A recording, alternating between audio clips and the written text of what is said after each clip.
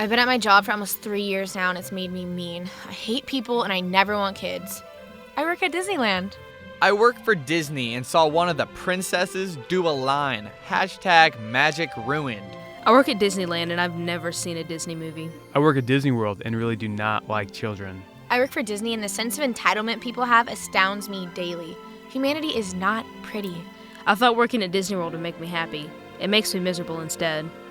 #Tragic Kingdom. I work at Disney where dreams come true. It's ironic because the company destroys mine every chance it gets. I work at Disney, and it takes all my strength not to be a bitch. I work seasonally for Disney World, and guests are so mean sometimes I leave work in tears. I work at Disney World, and every day before my shift, I drink liquor to help make me more cheerful for the children. Working for Disney has given me self-worth.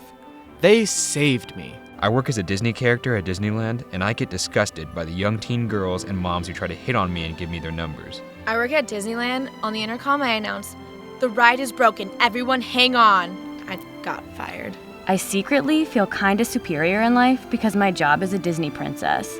I mean, how often does your childhood fantasy actually come true?